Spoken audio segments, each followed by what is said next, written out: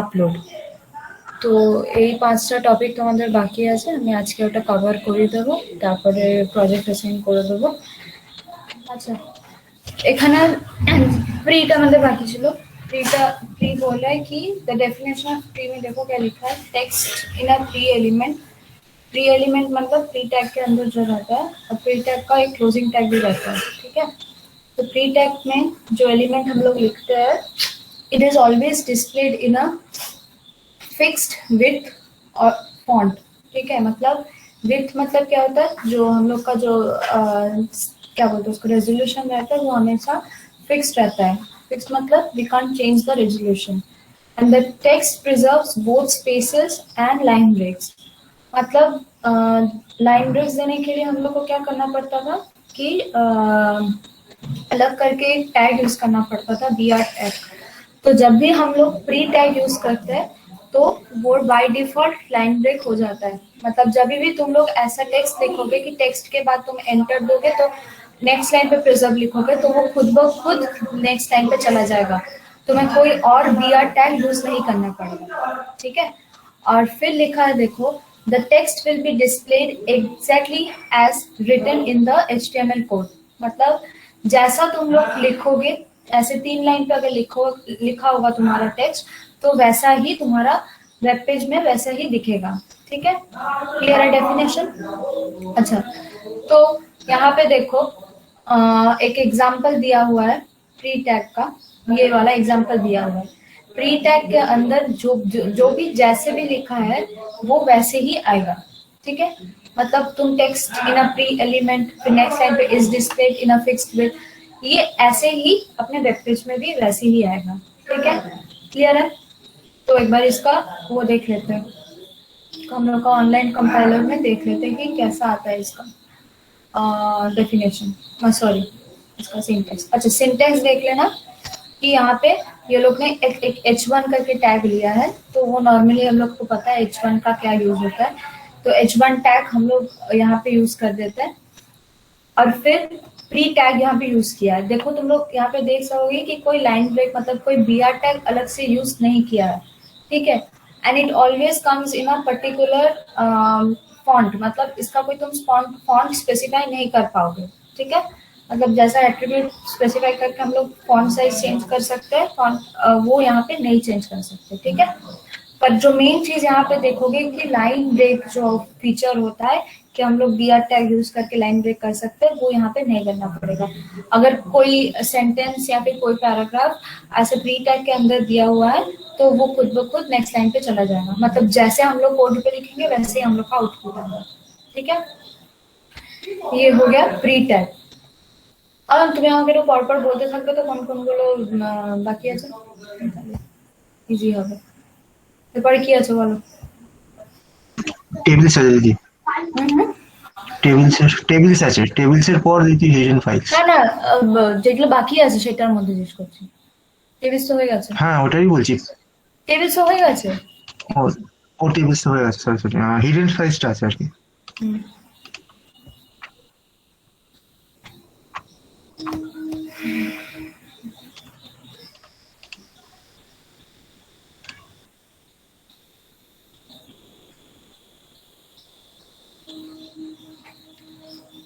अच्छा, hidden file मतलब देखो, hidden file is a type of form element, ठीक है। हम लोग बहुत टाइप का फॉर्म एलिमेंट देखे, जैसे कि इनपुट, फिर आता है हम लोग का सबमिट, सॉरी पहले इन सबमिट, फिर पासवर्ड, फिर रेडियो बटन, फिर टेक्स्ट, ऐसा टाइप का बहुत सारा फॉर्म एलिमेंट देखे जो हम लोग इनपुट टैग के अंदर स्पेसिफाई करते थे, ठीक है। मतलब they all are type of input, और उसके अंदर हम लोग स्पेसिफाई करते थे, ठीक है। वैसे ही एक हिडन का भी फॉर्म एलिमेंट आता है जो हम लोग यूज करते हैं फॉर्म के लिए, फॉर्म बनाने के लिए। अब क्या होता है हिडन, वो हम लोग अभी एक थियोरेटिकल डेफिनेशन थोड़ा देख लेते हैं। The input hidden, input type hidden defines a hidden input file, ठीक है। मतलब हिडन इनपुट फाइल मतलब क्या होता है, जो तुम लिखोगे वो तुम्हारा डेटाबेस पे सेव हो जाएगा पर तुम्हें नहीं दिखेगा, ठीक है। तुम्हारा डेटाबेस पे सेव हो जाएगा पर तुम्हें नहीं दिखेगा। A hidden file let the web developers include the data that cannot be seen or modified by the users when a form is submitted. ऐसे तुम लोग देखे होंगे कि जब भी कुछ इंफॉर्मेशन डाल देते हो, ठीक है, सपोज हाँ suppose you put your Facebook ID और पासवर्ड, ठीक है, उसके बाद वो डालने के बाद जैसे ही तुम लोग लॉगिन करते हो दिखाई देता है क्या? नहीं दिखाई देता है, फिर लॉगिन हो जाता है। क्यों नहीं दिखाई देता है? क्योंकि तुम्हारा जो इन्फॉर्मेशन है वो हिडन फाइल का जो हिडन इनपुट फील्ड का जो फीचर है वो उसमें एडेड रहता है, और तुम्हारा जो इन्फॉर्मेशन है यूजर आईडी और पासवर्ड वो तुम्हारा बैकएंड में मतलब डेटाबेस में सेव हो जाता है। क्लियर है? इसलिए हम लोग को वो नहीं दिखने को मिलता है और हम लोग उसको मॉडिफाई भी नहीं कर सकते। Once you give the right password और right user ID you can't modify it again, ठीक है। और अगर रॉन्ग हुआ तो तुमको एक ऑप्शन देता है वो लोग कि पासवर्ड इज रॉन्ग और the user can't be identified, ऐसा करके कुछ देता है, ठीक है। अच्छा, थर्ड पॉइंट क्या है?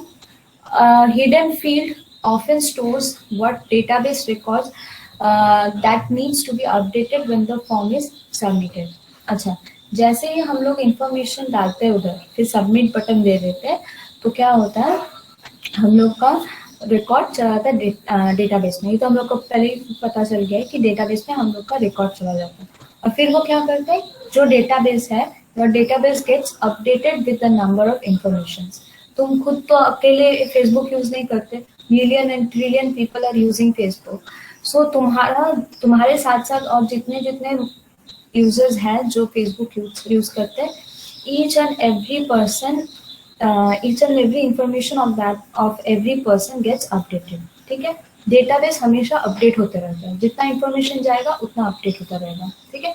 और कोई ऐसा नहीं है कि डेटाबेस अपडेट कर रहा है, only there is one person जो एडमिनिस्टर करता है डेटाबेस को, उसे कहते हैं हम लोग डीबीए और फिर डेटाबेस एडमिनिस्ट्रेटर, ठीक है। कोई ऐसा नहीं है, we can't change the format of the database. मेरा पासवर्ड मेरा आईडी कोई चेंज नहीं कर सकता, ठीक है। मेरा जो इंफॉर्मेशन दिया हुआ है फेसबुक में वो मेरे रहेगा और कोई नहीं चेंज कर सकता, ठीक है।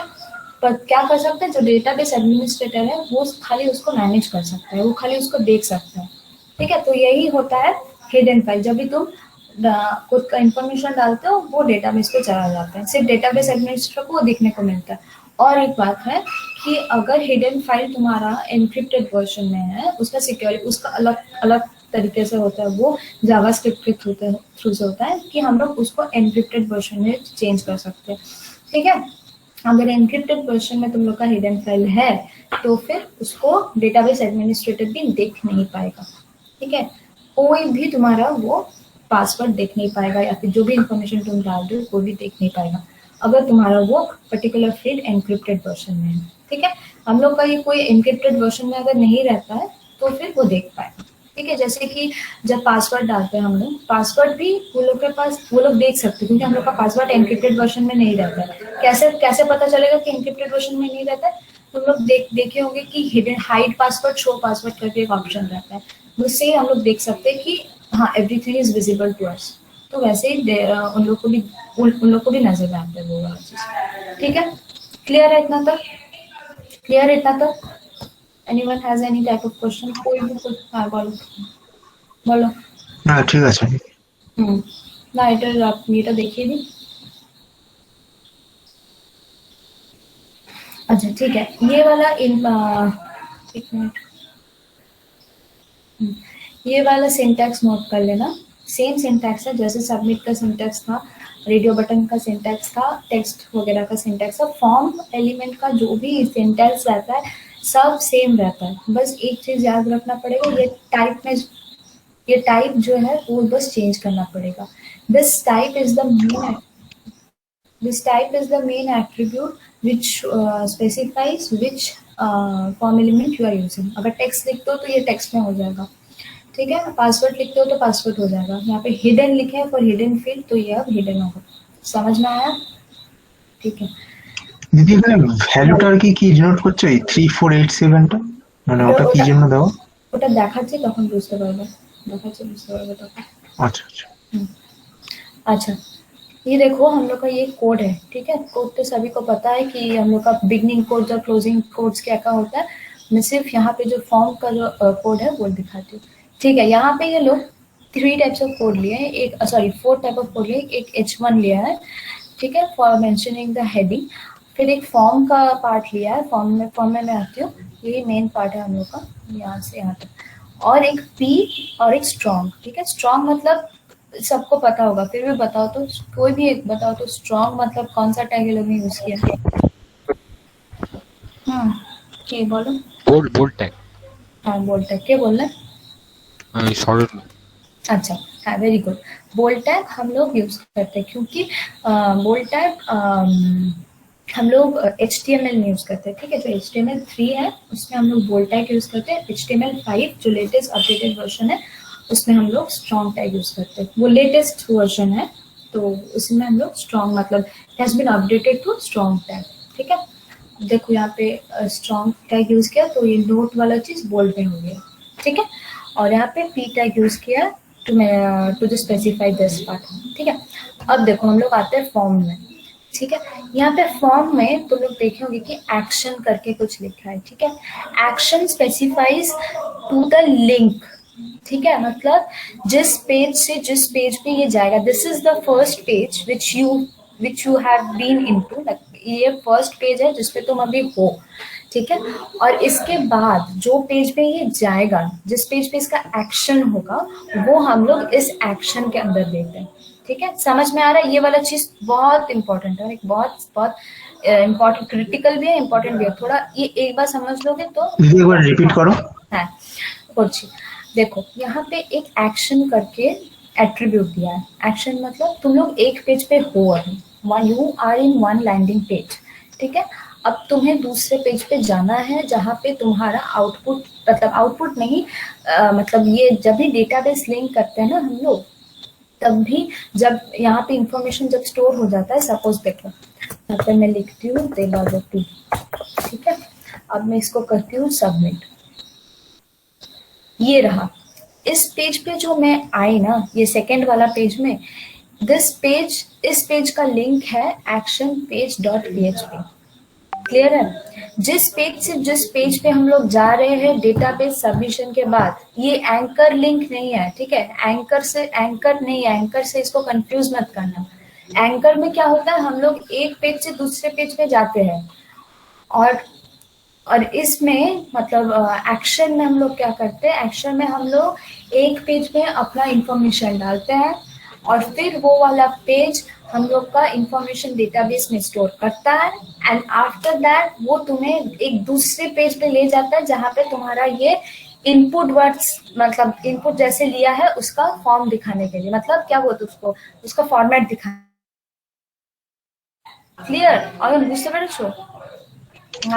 দিদি সেকেন্ড পেজটা তার মানে এটা মানে তোমার অটোমেটিক্যালি জেনারেট হচ্ছে আর কি, যখনই আমি একবার বলেছি শোনো, যখনই তুমি, আচ্ছা কাস্ট আইডিটা এরপরে বোঝাবো, যে তুমি জিজ্ঞেস করলে না যে 3487 মানে কি, এখানে জিজ্ঞেস করলে না যে ভ্যালু 3487 এটা মানে কি, এটা তারপরে বোঝাচ্ছি শোনো। এই যে দেখো, যখনই আমরা একটা রেজিস্ট্রেशन पेजे যাই, ठीक है, फॉर एग्जाम्पल हम लोग एक रजिस्ट्रेशन पेज पे अभी है, वहाँ पे हम लोग ने क्या क्या फिलअप किया, my name, my parents name, my address, my date of birth. ठीक है, बेसिक 4 इन्फॉर्मेशन हम लोग ने सेव कर दिया। अब हम लोग ने क्या किया, सबमिट बटन क्लिक किया। ठीक है, after clicking on that submit button, तुम्हारा सारा इन्फॉर्मेशन कहाँ पे जाएगा, डेटाबेस में स्टोर हो जाएगा। ठीक है, सपोज हम लोग में से कोई क्या बोलते हैं उसको, suppose we are filling the form for IIT। ठीक है, अब क्या होगा कि IIT में हम लोग ने पूरा फॉर्म अपना फिलअप किया, फिर सबमिट बटन में क्लिक कर दिया, and as soon as you do that तुम्हारा सारा इंफॉर्मेशन वहां से हिडन हो जाएगा, कोई भी इंफॉर्मेशन तुमको नहीं दिखेगा। क्लियर है? उसके बाद कहाँ जाता है वो हिडन इन्फॉर्मेशन, कहाँ जाता है, they must be saving somewhere, right? क्योंकि कहीं पे तो वो जाएगा, कहीं पे तो वो दिखेगा। कहाँ पे जाता है, हम लोग का डेटाबेस में जाता है, मतलब बैकएंड में जाता है। अब वेदर वो बैकएंड में गया है नहीं, ये तो तुम्हें एक बार श्योर होना है। तो वो श्योर होने के लिए तुम्हारा एक दूसरा पेज पे तुम्हारा जो एक्शन है, मतलब तुमने जो वर्क किया है कि हाँ मैंने फॉर्म फिलअप किया है, तो दिस इज द पेज। वो एक तुम्हें अपना तुम्हारा फिल्ड अप एप्लीकेशन दिखाएगा, दिखाता है ना, फॉर्म फिलअप के बाद एक एप्लीकेशन फिल्ड का फॉर्म হ্যাঁ, दिखाता है। কনফার্মেশন পেজ একটা দেখায়। রাইট, হ্যাঁ। ওই যে জিনিসটা, that is called the action page. ठीक है, मतलब तुम्हारा फिलअप होने के হুম। बाद एक पेज पे जब जाता है तो तुम्हें without with your application number with every information जो तुमने फिलअप किया है वो एक दूसरे कंफर्मेशन पेज पे जब दिखाता है, देयर इट शोज यू कि हाँ देखो ओयन, तुम्हारा ये सारा इंफॉर्मेशन अभी हम लोग का डेटाबेस में स्टोर हो गया है and these are the information which you have given to us. Clear? Okay. ठीक है, सबको क्लियर है अभी? अब ये आता है कि कस्ट आईडी क्या होता है, एफ नेम क्या होता है। ठीक है, देखो यहाँ पे हम लोग यहाँ पे जब भी डेटाबेस यूज करते हैं ना, डेटाबेस यूज करने के लिए हम लोग के पास बहुत सारा ऐसा एलिमेंट्स रहते हैं। ठीक है, जैसे कि name, F name, L name, फिर और भी कुछ दे सकते हो, पर you need to give a primary key. ठीक है, प्राइमरी की मतलब होता है क्या, आईडी। अब आईडी इज मतलब ये यूनिक है दीदी, मतलब ये सिर्फ मेरा ही राइट डिटेल्स शो राइट करे उसके लिए राइट हम। Right right, unique ID. But এখানে ফার্স্টে এটা দিয়ে দিচ্ছে কেন, মানে ফার্স্টেই আমি মেনশন করে দিচ্ছি যে এটাই হবে কাস্টমার আইডি, মানে না নিজে থেকে জেনারেট করবে না এই না জিনিসটা। না না বলছি, শোনো বলছি, এখানে কি হচ্ছে, আচ্ছা। जब भी हम लोग कोई भी इंफॉर्मेशन डाल दे, एक ऑटोमेटिकली एक आईडी हम लोग का जनरेट हो जाता है। ठीक है, जब भी हम लोग कोई फॉर्म फिलअप का एग्जांपल पकड़ लो, जब भी हम लोग फॉर्म फिलअप करते हैं ना, एक ऑटोमेटिकली तुम्हारा एक एप्लीकेशन आईडी क्रिएट हो जाता है। यू डोंट सिलेक्ट दैट, वो जो एप्लीकेशन आईडी रहता है वो तुम खुद बनाते हो क्या, नहीं बनाते हो। कोई भी कॉलेज से जहाँ जहाँ जहाँ पे तुम अपना फॉर्म फिलअप कर रहे हो उधर ही तुम लोग का वो एप्लीकेशन आईडी क्रिएट होता है, इट गेट्स ऑटोमेटिकली जनरेटेड। ठीक है, वो आईडी हमेशा ऑटोमेटिकली जनरेटेड होगा। अब क्या होगा कि that is the unique ID. ठीक है, वो वाला पर्टिकुलर आईडी तुम्हारा किसी और से मैच नहीं करेगा, कर ही नहीं सकता। अगर करेगा तो यू ना like information can't be retrieve properly. ठीक है, वो कर ही नहीं सकता, इट्स इम्पॉसिबल। डेटाबेस से ही वो ऑटोमेटिकली एक इंडिविजुअल यूनिक आईडी जनरेट होता है। ठीक है, विच इज यूनिक। यूनिक मतलब it doesn't match with other people. ठीक है, उसे हम कहते हैं प्राइमरी की, and generally that is only the ID through which database identify students, like they differentiate between students कि हाँ ये शरणो है या ये ओयन है, ये आसिफ है, ये ऋतिक है, ये अलग अलग करके वो लोग डिफाइन करते हैं। ठीक है, डेटाबेस वैसे ही डिफाइन करते हैं। और क्या होता है, अगर तुम्हें कॉलेज में चांस मिल गया तो फिर तुम कॉलेज में जाके बोले पूछेगा कि what is your application ID, फिर एप्लीकेशन आईडी के हिसाब से वो अपना डेटाबेस में सर्च करेगा, फिर तुम्हारा इंफॉर्मेशन उधर ही से निकाल लेगा। क्लियर है? अब इधर पे क्या लिखा है देखो, यहाँ पे पहले ही ये लोग ने एक लेबल दे दिया है। ठीक है, लेबल तो हम लोग पहले दिन ही मतलब क्या बोलते हैं उसको जान लिए थे कि क्या लेबल होता है। तो लेबल के अंदर लोग ने एक टेक्स्ट, तीन टाइप का फॉर्म एलिमेंट्स लिया है, एक टेक्स्ट, एक हिडन और एक सबमिट। ठीक है, सबमिट का तो एक मिनट, सबमिट का तो यहाँ पे बहुत इजी है, यहाँ पे टेक्स्ट का भी बहुत इजी है। तो ये दोनों तो हम लोग देख ही लिए थे, पर जो नहीं देखे थे, जो आज देखेंगे वो है हिडन। ठीक है, हिडन में क्या होगा, हिडन में एक कस्टमर आईडी जो है वो हम लोग का ऑलरेडी एक देना पड़ेगा, क्योंकि हिडन वो कस्टमर आईडी ही, कस्ट आईडी मतलब कस्टमर आईडी। ठीक है, फुल फॉर्म बता रही हूँ, कस्टमर आईडी ही तुम्हारा वो पर्टिकुलर डेटा को आइडेंटिफाई कर पाएगा। ठीक है, if you don't give an ID here which is called the customer ID और any ID whatever it can be, यहाँ पे तुम ऐसे आईडी भी लिख सकते हो, इसमें कोई प्रॉब्लम नहीं है, स्टूडेंट आईडी भी लिख सकते हो, ये कोई इशू नहीं है। And you can change this number also, ये तुम यहाँ पे हाँ ठीक है, तो यहाँ पे कुछ भी दे सकते हो तुम। ठीक है, but it should match this hidden data. ठीक है, मतलब ये ID should be matching with this hidden data. ऐसे बहुत टाइप का तुम इंफॉर्मेशन लोगे and each information should have a particular student ID और वैल्यू। ठीक है, clear? Everyone is clear with it? Clear? Clear है या नहीं बताओ। অয়ন ক্লিয়ার বোঝা গেছে? এবার কাস্টমার আইডিটা হুম হুম হুম হুম। ওকে আচ্ছা হ্যাভিং প্রবলেম আন্ডারস্ট্যান্ডিং এই রে আচ্ছা দিদি, একটা প্রশ্ন আছে। সেটা হচ্ছে যে তোমার এই ক্ষেত্রে আমি কাস্টমার আইডি বা স্টুডেন্ট আইডিটা মেনশন করে দিচ্ছি, হুম হুম বাট সাপোজ আমি ধরো মেনশন করলাম না, তো সেই ক্ষেত্রে যাতে অটোমেটিক্যালি জেনারেট হয়, তো সেই ক্ষেত্রে কি করা যায়? মানে সাপোজ আমরা কোনো ফর্ম ফিল আপ করছি, সেক্ষেত্রে তো এটা অটোমেটিক্যালি জেনারেট হয় বলতে গেলে। হুম হুম কি হবে না তুমি তো ধরো সেক্ষেত্রে জিনিসটা কি হয়? বলছি তুমি ধরো তোমার একটা এরকম একটা ওয়েব পেজ বানালে পুরো ওয়েব পেজ বানালে ফ্রন্ট এন্ডও বানালে ব্যাক এন্ডও বানালে কিন্তু তোমার এখানে কোনো সিস্টেম নেই আইডি দেওয়া ঠিক আছে এবার কি হবে দুটো নামে অয়ন ওখানে অ্যাডমিশন নিয়ে ওখানে ফর্ম ফিল আপ করেছে দুজন ফর্ম ফিল আপ করেছে দুজনের নামই অয়ন ঠিক আছে সেই ক্ষেত্রে কি হবে না ও প্রথমে খুঁজবে যারা যারা আমি ধরো তোমাদের অ্যাডমিশনের পর ধরো আমি তোমাদেরকে ইনফরমেশন চাইছি যে তোমাদের কাছে এবার তুমি আমাকে তোমার পুরো নামটা বললে তোমার পুরো নামটা কি জানি অয়ন দাস হ্যাঁ অয়ন দাস বললে যে হ্যাঁ আমার নাম অয়ন দাস এবার আরেকজন আছে তার নামও অয়ন দাস ঠিক আছে এবার কি হলো সে পেয়ে গেছে হচ্ছে কি সে পেয়েছে হয়তো 60% তুমি পেয়েছো হয়তো 85% এবার কি হবে আমি ওর জায়গায় তোমাকে অ্যাডমিশন দিয়ে দিলাম তোমার জায়গায় ওকে অ্যাডমিশন দিয়ে দিলাম এবার কি হবে পরে প্রবলেমটা প্রবলেমটা পরে কি হবে তুমি বলো আমাকে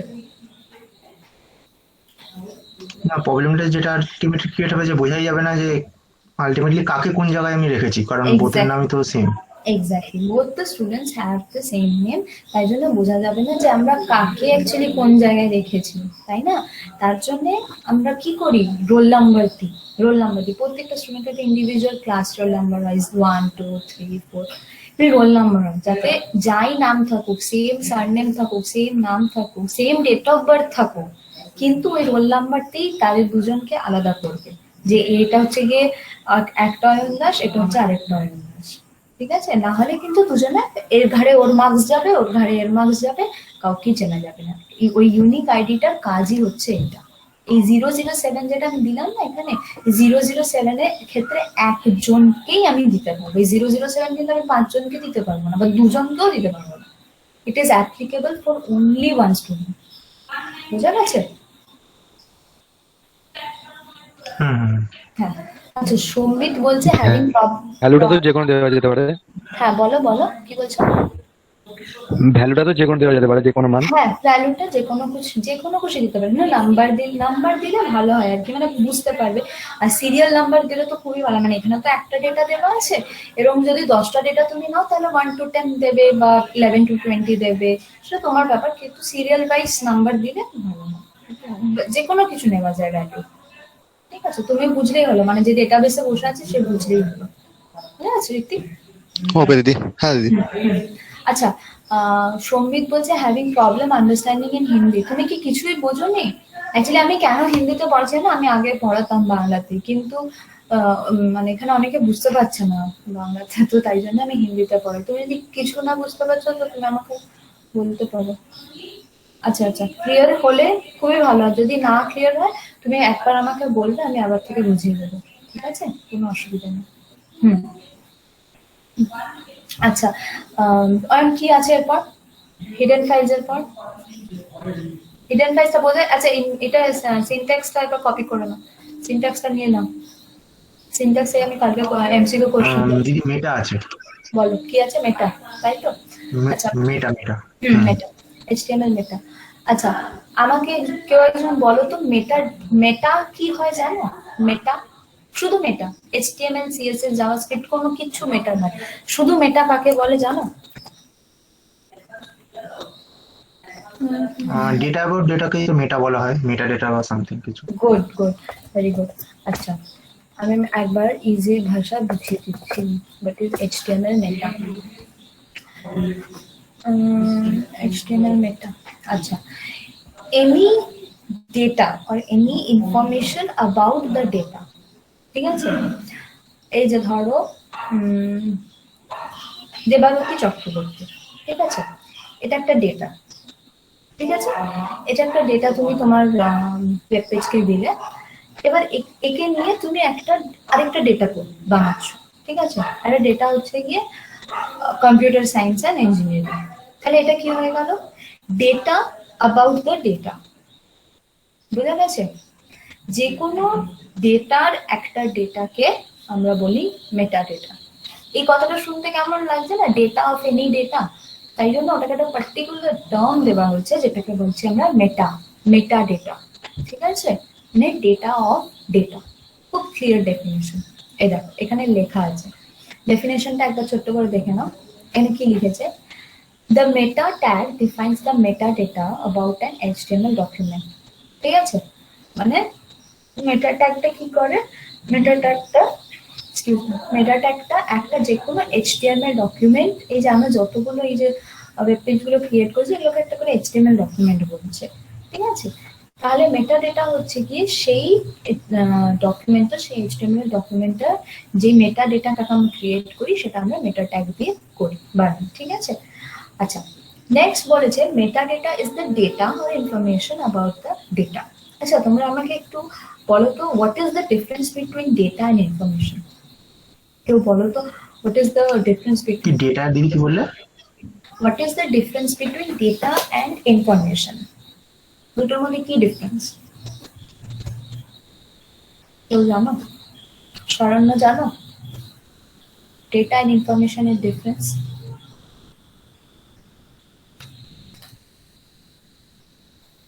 নো নো নো। ইনফরমেশন হচ্ছে কোনো কিছু, সাপোজ কোনো কিছুর ব্যাপারে কোনো ডিটেলস বা তথ্য, আর ডেটা হচ্ছে যেটা নিয়ে আর কি আলটিমেটলি আমরা কোনো কিছু কাজ বাজ করবো সেরকম। আচ্ছা শোনো, দিদি বলছি, হ্যাঁ বল। ডেটা তো নাম্বার আর আরেকটা হচ্ছে লেটার্স, আর ইনফরমেশন হচ্ছে যে কোনো খুশি যা খুশি করতে পারে, bit image or anything else. But data সবসময় হচ্ছে জাস্ট নাম্বার আর হচ্ছে টেক্সট নিয়ে কাজ করে, তাই তো? ওইটাই আর কি। মানে কাছাকাছি কিন্তু একদম মানে পারফেক্ট না। আমি তোমাদের একটা ক্লিয়ার ডেফিনেশন দিয়ে দিচ্ছি, এটা এটা মনে রাখলে মানে ব্যাপারটা ক্লিয়ার হবে। শোনো, ডেটা হচ্ছে যখনই কিছু র মেটেরিয়াল, ঠিক আছে, আমরা ধরো কিছু র মেটেরিয়াল নিলাম, একটা র মেটেরিয়াল নিলাম মাই, একটা র মেটেরিয়াল নিলাম নেম, আরেকটা র মেটেরিয়াল নিলাম ইস, আরেকটা র মেটেরিয়াল নিলাম দেবারতী। কটা র মেটেরিয়াল নিলাম এখানে? চারটে। ঠিক আছে, একটা নিলাম মাই, একটা নিলাম ইস, একটা নিলাম দেবারতী, একটা নিলাম ইস নেম। ঠিক আছে, চারটে র মেটেরিয়াল নিলাম। ঠিক আছে, ওই র মেটেরিয়াল গুলো হচ্ছে ডেটা। ঠিক আছে, ডেটা কালেকশন বলে একটা সাবজেক্ট হয়, জানো হয়তো, ডেটা কালেক্ট করে, লোকে ডেটা কালেক্ট করে। ডেটা কালেক্টে কি সবসময় খুব মানে সিস্টেমেটিক্যালি হয়? সিস্টেমেটিক্যালি হয় না। ডেটা কালেকশন সবসময় র্যান্ডমলি হয়, আমরা যেখান থেকে যেটা পারি ডেটা কালেক্ট করি। এই যে যখন আমরা পরীক্ষার শেষের দিকে কিছু লিখতে পারি না, তখন আমরা বন্ধু বান্ধবদের থেকে যেখান থেকে যার কাছে খুশি আনসার আনসার কালেক্ট করি না, ওটা কিন্তু ইনফরমেশন নয়। ওই যে আনসারটা আমরা কালেক্ট করছি, তুই এই নাম্বার 5 এরটা বল, তুই 5 এর মানে 8 টা বল, তুই 1 এর বিটটা বল। এটা আমরা করি তো, সবাই করি, আমিও করেছি। তো এবার ওই জিনিসটা যেটা আমরা করি ওটাকে বলে ডেটা কালেকশন। যেখান থেকে খুশি আমাকে আনসারটা পেতে হবে, তাই তো? এবার সেটাকে খাতায় লিখি, খুব সুন্দর করে আমরা খাতায় লিখি, ওই পাওয়া জিনিসগুলোকে খাতায় খুব সুন্দর করে লিখে সেইটাকে আমরা ইনফরমেশন বলি। ঠিক আছে, যখনই কোনো ডেটাকে আমরা সুন্দর করে সিস্টেমেটিক্যালি সাজিয়ে ফেলি সেটা ইনফরমেশন হয়ে যায়। ঠিক আছে, কারণ কি ইনফরমেশন পড়লে অন্য একটা লোক বুঝতে পারবে, ডেটা পড়লে কেউ বুঝতে পারবে না। ঠিক আছে, এবার বোঝা গেছে? ক্লিয়ার এবার? অয়ন, সৌরিশ, সৌরিশ বুঝতে পেরেছো কি বলতে চাইলাম? হ্যাঁ দিদি, হ্যাঁ হ্যাঁ, হ্যাঁ হ্যাঁ। এটা হচ্ছে গিয়ে ডিফারেন্স বিটুইন। সঙ্গীত বোঝা গেছে কি বললাম? Information is a group of data, একদম ঠিক। কিন্তু এটা কি একটু আরেকটু ভালোভাবে যদি বলতে, ইনফরমেশন ইজ দ্য সিস্টেমেটিক্যাল, কি বলবো ওটাকে, সিস্টেমেটিক্যাল সিকোয়েন্স অফ ডেটা। বোঝা গেছে সৌমিক? না না, আচ্ছা হ্যাঁ নিশ্চয়ই আরেকবার বলবো। আচ্ছা, ডেটা হচ্ছে গিয়ে র ইনফরমেশন, ঠিক আছে, র ইনফরমেশন। আর ইনফরমেশন হচ্ছে গিয়ে the collection of data in a systematical manner. ঠিক আছে, দীপ বোঝা গেছে? ওকে, তাহলে এখানে মেটাটাও তাহলে বোঝা গেল আমাদের কি বলতে চেয়েছি আমরা মেটাটার জন্য। আচ্ছা স্ক্রিনটা, হ্যাঁ, মেটাও হচ্ছে গিয়ে সেই সেম জিনিস। Meta is the data about the data, মানে যে ডেটা আমরা কালেক্ট করছি ওই একটা ডেটা, যেই ডেটাটা রয়েছে সেটা হচ্ছে গিয়ে ডেটা, সরি মেটা। ঠিক আছে, এবার সেকেন্ড পয়েন্ট কি বলছে দেখো, meta tag always go inside the head element. Meta ট্যাগটা থাকে কোথায়? আমরা কি যে কোনো ট্যাগের ভেতরে ইউজ করতে পারি না, আমাদেরকে একটা পার্টিকুলার ট্যাগের ভেতরে ইউজ করতে হয়, সেটাকে বলে হেড এলিমেন্ট। ঠিক আছে, হেড এলিমেন্টটা আমরা দেখেছিলাম কোথায় ইউজ করি আমরা হেড এলিমেন্টটা। হেড এলিমেন্টটা আমরা কখন ইউজ করি, আর মানে হেড এলিমেন্টটা দেখা যায় কোথায় সেটা বলো তো। করেছিলাম হেড এলিমেন্ট, কে বলছো বলো? বলছি যে একদম টপে যেটা মানে হেডিং বলে যেটা আর কি আমরা মেনশন করি। হুম হুম হুম, ওটা হচ্ছে গিয়ে হেড এলিমেন্ট। ঠিক আছে, এবার হেড এলিমেন্টের ভেতরে আমরা কি ইউজ করি, এই মেটা ট্যাগটা করি কেন? আর সেটা সেটা কি মানে কি কি ডেটা রয়েছে সেই হেড এলিমেন্টের ভেতরে সেগুলোকে স্পেসিফাই করার জন্য। মানে কি বলে যাবো, আর typically use to specify character set, page description, keywords, authors of the document and viewport settings। ঠিক আছে, এখানে কিছু কিছু পার্টিকুলার জিনিস আছে। আচ্ছা এক মিনিট দাঁড়াও তো,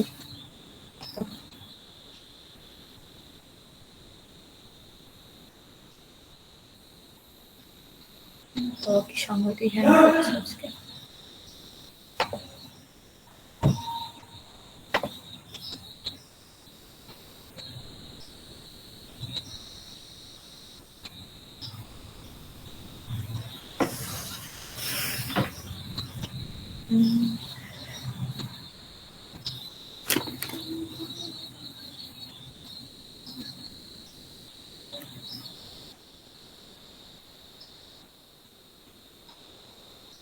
আচ্ছা, এখানে আমি হেড ইউজ করি, ঠিক আছে। আচ্ছা, হেড এলিমেন্টের ভেতরে আমরা কি কি ইউজ করি, character set, character set, page description, keywords, author of the document মানে কে লিখেছে, ভিউপোর্ট সেটিংস, এসবগুলো আমরা ওই হেড এলিমেন্টের ভেতরে ইউজ করি মানে মেটাটাকে ডিফাইন করার জন্য। ঠিক আছে, আচ্ছা তারপরে কি বলেছে, meta data will not be displayed on the page but is machine parsable। machine parsable মানে কেউ বলতে পারবে parsable মানে কি? পারবে কেউ বলতে মেশিন পার্সেবল মানে কি? আমি আমি জাস্ট প্রথমটুকু বলে দিতে পারি, মেটা will not be displayed on the page মানে মেটা ডেটা যেটাই আমরা দেব সেটা ওই মানে তোমার এই ওয়েব পেজটায় দেখাবে না, কিন্তু মেশিন পার্সেবল বলতে মানে ম্যাম মেশিন স্টোরেজ মানে ইন্টারনাল স্টোরেজ যেটা র্যাম আর যেখানে স্টোর হচ্ছে। ভেরি গুড, মানে যেটা মেশিনের ভেতরে যখনই আমরা এই মেটা ট্যাগটা ইউজ করবো সেটা আমরা দেখতে পাবো না, কিন্তু ইনফরমেশনটা কিন্তু স্টোর হয়ে যাবে। ঠিক আছে, মেশিনে যেটা স্টোর হয়ে যাবে। আচ্ছা, তারপরে বলেছে meta data is used by browsers how to display content or reload page. ঠিক আছে, তোমরা হয়তো জানো না একটা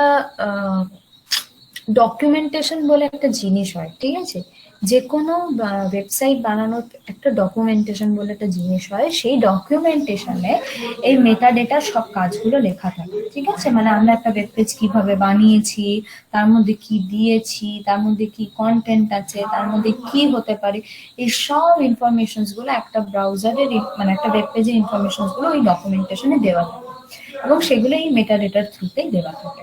ঠিক আছে, আচ্ছা আর কি বলেছে, search engines and other web services. ঠিক আছে, এখানে ওয়েব সার্ভিসেস বলতে কি বলা হয়েছে, এই যে সার্চ ইঞ্জিন, যেমন একটা এই যে এটা হচ্ছে কি সার্চ ইঞ্জিন, গুগল হচ্ছে একটা সার্চ ইঞ্জিন, সেগুলোকে বলা হয়েছে কি যে এই আমরা কোন ওয়েবসাইট দিয়ে যেরকম এগুলোকে ওপেন করতে পারবো, বা কি কি এর স্পেসিফিক ফিচার্স আছে যেগুলো দিয়ে আমরা এটাকে অ্যাভেল করতে পারবো, কোন ওয়েব সার্ভিসের উপরে আমরা এটাকে রান করাতে পারবো, সেগুলো সব এগুলো আমরা ইউজ করি কোথায়, মেটা ডেটার ভেতরে। ঠিক আছে, আচ্ছা ফাইনাল পয়েন্টটা কি বলেছে, there is a method to let web designer take control over the viewport. আচ্ছা, ভিউপোর্ট মানে কি? The users visible area of the web page. মানে এই যে ইউজার্স ভিজিবল এরিয়া, মানে যেটা আমি তো ইউজার, এই যে W3 স্কুলস এর আমি একটা ইউজার, আমি যা যা এখানে দেখতে পাচ্ছি, যা যা এখানে লেখা আছে, এটাকে একটা ভিউ পোর্ট বলে। ঠিক আছে, এর পেছনে কি লেখা আছে এটা আমি জানি না, হ্যাঁ জানতে পারি, তবে এই যে ইন্সপেক্টে গিয়ে আমাকে দেখতে হবে যে কি কি লেখা আছে। সেটা তো আর সবাই জানে না, মানে অনেকেই জানে না এই জিনিসটা, আর অনেকেই ইউজ করে, তারা কেউ জানে না এগুলো যে কিভাবে পেছনে মানে ব্যাক এন্ডের কাজটা দেখতে হবে আর কি। ঠিক আছে, এমনি নর্মালি ধরো কেউ এলো, এটা দেখলো, ও আচ্ছা এখানে এরকম ভাবে লেখা আছে, HTML CSS জাভাস্ক্রিপ্ট SQL এগুলো আমি শিখতে পারবো, আচ্ছা ঠিক আছে। কিন্তু অনেকে এগুলো জানে না, সে জাস্ট খুলে এইটুকু দেখতে পেলো, সে কি দেখতে পেলো না পেজটার ভিউ পোর্ট দেখতে পেলো, বুঝা গেছে? আচ্ছা, তারপরে কি বলেছে, through the meta tag C the setting the setting the view port example view. ঠিক আছে, এখানে ভিউ পোর্টের এক্সাম্পল গুলো দেওয়া আছে বলে। আচ্ছা আচ্ছা হ্যাঁ, আচ্ছা এই C the setting the view port মানে ভিউ পোর্টের যে সেটিংস গুলো আছে, এই যে যেরকম আমরা ইন্সপেক্টে গিয়ে এই যে ভিউ পেজ সোর্স, এই যে দেখতে পাচ্ছ ভিউ পেজ সোর্স, এই ভিউ পেজ সোর্স বা ইন্সপেক্ট এগুলোতে গেলে আমরা এই ভিউ পোর্ট মানে এই পেজটা পুরো ইয়েগুলো দেখতে পাবো। এখানে এখানে দেখবো অনেক জায়গায় লেখা থাকে মেটা, দাঁড়াও দেখাচ্ছি, কোথায় জানি থাকে একটা। আচ্ছা কেউ কি জানো এখানে মেটাটা কোথায় থাকে এক্স্যাক্টলি? আমি ও আচ্ছা কোডটাতেই তো থাকে। আচ্ছা এই যে, হ্যাঁ পেয়েছি, এখানে দেখতে পাচ্ছ, আর একটু বড় করবো তাহলে দেখতে পাবে, একটু একটু ইয়েটাকে জুম করো তোমাদের স্ক্রিনটাকে, তাহলে এখানে দেখতে পাবে। দেখতে পাচ্ছ এখানে metadata দেখাচ্ছে। metadata will not be displayed on the page but is machine parsable। এটা তো এখানে লেখাই আছে, মেটার একটা ট্যাগ ইউজ করা হয়। দাঁড়াও, মেটার ট্যাগ গুলো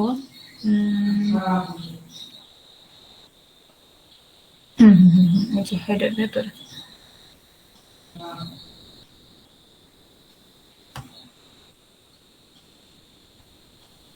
এই যে মেটা ট্যাগ ইউজ করেছে, এই দেখো মেটা ট্যাগ ইউজ করেছে, এই যে মেটা ট্যাগ, হেড ট্যাগের ভেতরে মেটা ট্যাগ ইউজ করেছে। এই দেখো নেম ভিউ পোর্ট, মানে এই যে ভিউ পোর্ট এটাকে নামটাকে মানে অ্যাট্রিবিউটটা নেমটাকে দিয়েছে ভিউ পোর্ট। ঠিক আছে, এখানে দেখো name keyboard, keywords, content, content বলতে এই যে এখানে যেগুলো দেখতে পাচ্ছ, এই যে HTML CSS জাভাস্ক্রিপ্ট মানে কি কি রয়েছে ভেতরে, এগুলো সব এই কন্টেন্টের ভেতরে লিখেছে।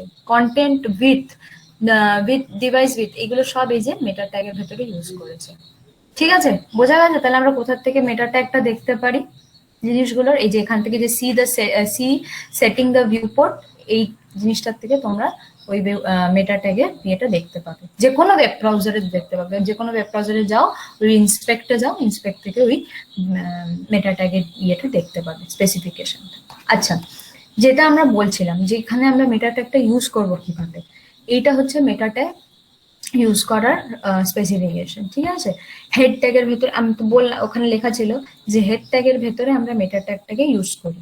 ঠিক আছে, এবার মেটা ট্যাগটা ইউজ করার জন্য আমরা তার ভেতরে কিছু কিছু অ্যাট্রিবিউটস দেবো, যেখানে আমরা কন্টেন্টস ডেটাগুলোকে স্পেসিফাই করি। ঠিক আছে, যেমন এখানে দেওয়া আছে কারসেট। কারসেট মানে কি জানো তো? ক্যারেক্টার সেট, ওগুলোকে আমরা বলি কারসেট। ঠিক আছে, এবার ক্যারেক্টার সেট মানে হচ্ছে এই যে যেগুলো আমরা মানে ওই ইনফরমেশন গুলো যেই সাইজে বা যেই ক্যারেক্টারের আন্ডারে, ক্যারেক্টার মানে যে যা দেখতে পাচ্ছ না এখানে সব ক্যারেক্টার, এই যে all meta information goes in the, এগুলো সব ক্যারেক্টার, যে কোনো লেটার্স, যে কোনো নাম্বার, এগুলো সব ক্যারেক্টারের মধ্যে পড়ে।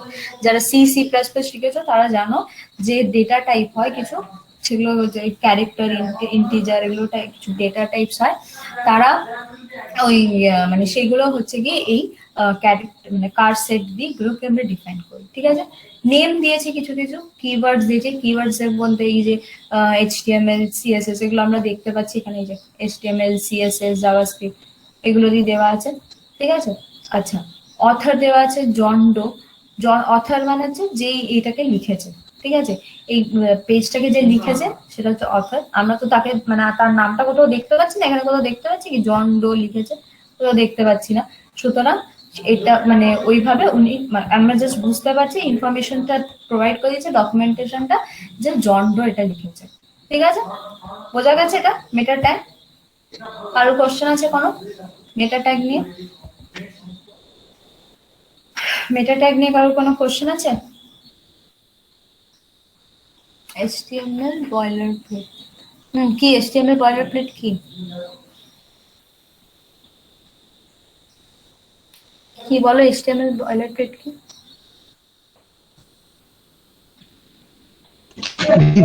ভিউ পোর্টে লেখা ছিল যে তোমার উইথ ডিভাইস উইথ, মানে ওটা কি তোমার পুরো স্ক্রিনটার সাপেক্ষে ওটা আপনি হ্যাঁ ম্যানেজ করে হ্যাঁ, নেবে উইথটা? Right right. এই যে ইনিশিয়াল স্কেল 1.0 ছিল। কতটা স্ক্রিন তোমার ও কভার করবে, এখানে তো তুমি যা খুশি দিতে পারো না, একটা স্ক্রিন কভারের ব্যাপার আছে যেখান থেকে তোমার এই স্ক্রিন, আর প্রত্যেকটা ডিভাইসের স্ক্রিন উইডথ আলাদা, রেজলিউশন আলাদা হয়।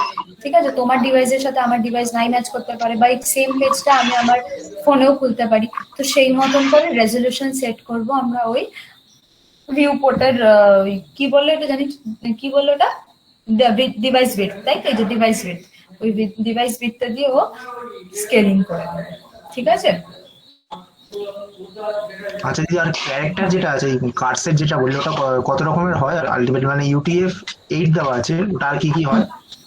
ক্যারেক্টার সেট এখানে তুমি এগুলোকে স্পেসিফাই করতে, এবার এই ক্যারেক্টার সেটটা স্পেসিফাই করার জন্য তোমার একটা টেবিল ছিল এখানে, character set, character set, character set, character set. এই যে দেখো তোমাদেরকে যেটা মোবাইলেরটা বললাম, ও এই জিনিসটা হচ্ছে কি ওয়েব, ঠিক আছে? এটা হচ্ছে কি without the view port meta tag, মানে এই যে যখনই যদি কেউ ভিউ মানে মেটা ট্যাগটা না দিলে তখনই এই জিনিসটা চলে আসবে, মানে ও তোমার ফোনেও ওয়েবের মতনই দেখাবে। ঠিক আছে, কিন্তু যদি মেটা ট্যাগটা দেওয়া হয় তাহলে ও ফোনের মতন করেই দেখাবে। বুঝতে পেরেছো? ফোনে দেখবে এরকম ওয়েবসাইটের মতন দেখায় না, ফোনের ওয়েবসাইটটা অন্য রকমের হয়। ঠিক আছে, আচ্ছা।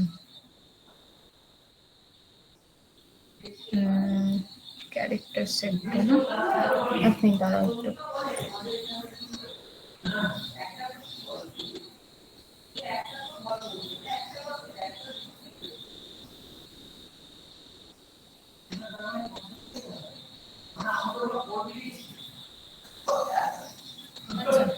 আচ্ছা, তোমরা আমাকে একটা জিনিস বলো তো, আগে আগে তোমরা, মানে এটা আমি তোমাদেরকে এভাবে বোঝাতে পারবো না, অ্যাস্কি জানো কেউ? অ্যাস্কি, অ্যাস্কি ভ্যালু জানো? দিদি এখানে কেউ মেনশন করেছে কমেন্টে, দেখো কে? সারণ্য মেনশন করেছে। অ্যাস্কি হচ্ছে গিয়ে বলবো, হ্যাঁ, অ্যাস্কি হচ্ছে গিয়ে একটা টাইপ অফ, মানে যে 0 to 9, আর তারপর থেকে হচ্ছে কি ডিজিটাল ডিজিটাল নাম্বার যেগুলো হয় আর কি। আমাদের কম্পিউটার তো মানে আমরা যেভাবে বলবো সেভাবে বুঝতে পারবে না, যেমন বাইনারি ভ্যালু দুটো, 0 1, ঠিক আছে? সেরকম অ্যাস্কি ভ্যালু হয় 0 to 9, তারপরে নাম্বারস গুলোকে লেটার্সে লিখি। ঠিক আছে, ABCDF অব্দি, সেগুলো হচ্ছে গিয়ে সব অ্যাস্কি ভ্যালুর মধ্যে পড়ে। তো অ্যাস্কি ভ্যালুর কিছু কোড আছে। ঠিক আছে, এবার ওই কোডগুলোর মধ্যেই হচ্ছে কি এই ক্যারেক্টার সেটের নাম্বারগুলো পাওয়া যায়, যে ক্যারেক্টার সেটের নাম্বারগুলো আসে। এবার ওইটা আমরা যেটা ক্যারেক্টার সেটটা যেটা আমরা স্পেসিফাই করি, সেটা ওটাকে UTF-8 বলে। বোঝা গেছে? ওটাকে UTF-8 বলে। ওটাকে তুমি এখানে 8 9 10 কিছু ওরকম হয় না, ওটা UTF-8 বলে। যেটা আমরা ASCII ভ্যালুটাকে, যেটা ANSI যেটা আর কি, সেটা সেটা কি কেউ জানো? সারানো জানো তুমি ANSI এর ফুল ফর্ম?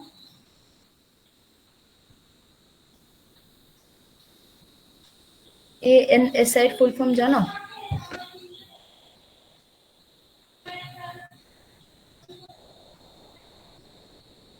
যাই হোক, বলো, বলবে কেউ কিছু? আচ্ছা, তো ওইটা আমরা UTF-8 দিয়ে স্পেসিফাই করি। ঠিক আছে, বোঝা গেছে? জি, বলছি তাহলে UTF-8 এর মধ্যে বোথ আর কি নাম্বার আর ক্যাপিটাল বোথ আর কি কনসিডার করা হচ্ছে, এইটা, ইনক্লুড? হ্যাঁ, ক্যারেক্টার সেট যখনই তুমি দিচ্ছ তখনই ওরা বোথ নাম্বার আর লেটার্স যা খুশি, ক্যাপিটাল স্মল, হ্যাঁ, সব লেটার্স ওরা ইনক্লুডেড থাকছে। ঠিক আছে, ঠিক আছে, আচ্ছা। মেটা ট্যাগ হয়ে গেল। আচ্ছা, মেটা ট্যাগের পর কি আছে বল? ডিফ আছে দিদি, ডিআইভি। ডিফটা সিএসএস এর সাথে করাবো যদি করে, ডিফ ছাড়া। ও আচ্ছা, লেআউট আছে, লেআউট। লেআউট রয়েছে, লেআউট আর ফ্রেম রয়েছে না? আচ্ছা আচ্ছা, লেআউট আর দিদি লেআউট আছে। লেআউট আর ফ্রেমটা আমাকে একসাথে দেখাতে হবে, কিন্তু ওটা অনেক ডিটেলসে দেখাতে হবে। ওটা কি কাল দেখাবো? তোমরা যখন ইয়েটা করবেই না, মানে কাল যখন আমি প্রজেক্টটা দিচ্ছি না, তাহলে কাল লেআউট আর ইয়েটা দেখিয়ে দিই, ফ্রেমটা ওটা একটু ডিটেলস দেখাবো। লেআউটটা অনেকটাই বড়। প্রবলেম নেই দিদি, কি কি বলছো? প্রবলেম নেই দিদি, দেখে হ্যাঁ, নিতে হবে। ঠিক আছে। তাহলে আমি তাহলে লেআউট আর ডিফটা মানে ফ্রেমটার জন্য আমি কালকেই রেখে দিলাম, ঠিক আছে? তোমরা তো প্রজেক্ট এখন নেবে না বলছো, তো আমাকে জাস্ট 3 দিন পরে জানা, একদম 3 দিন পরে জানিও। আর যদি নাও করতে হয় প্রজেক্ট, আমাকে সেটাও জানিয়ে দেবে, আমি সে মতন করে কথা বলে নেবো। আমাকে জাস্ট একবার জানিয়ে দেবো, কিন্তু ওই এমসিকিউ টেস্টটা আমি কিন্তু কাল নেবো, তো ওটার জন্য রেডি থাকো। আচ্ছা, এমসিকিউ টেস্টটা কি তোমরা ক্লাসের মধ্যে দেবে না ক্লাসের পরে আমাকে সাবমিট করতে হবে? কারণ আমি গুগল ফর্ম দেবো, তো তোমরা মানে আমাকে 1 ঘন্টার মধ্যে সাবমিট করবে, আর 1 ঘন্টায় ওটা টাইম লিমিট থাকবে, তারপরে আর ওই ফর্মটা অ্যাক্সেস করা যাবে না।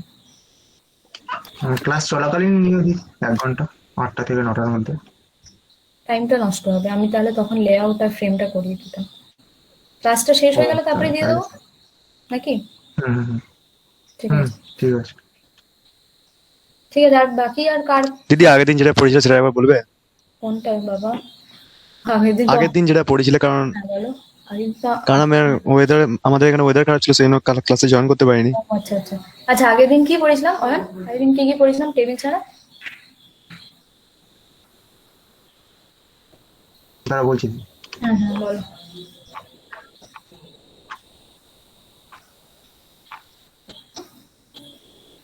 টেবিল তো আমার মনে ওই আছে।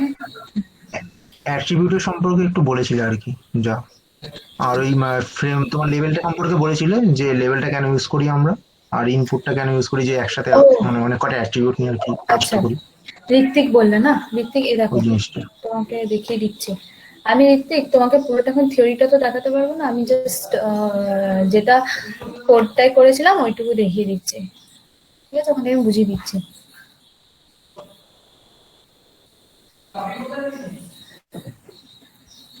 হুম,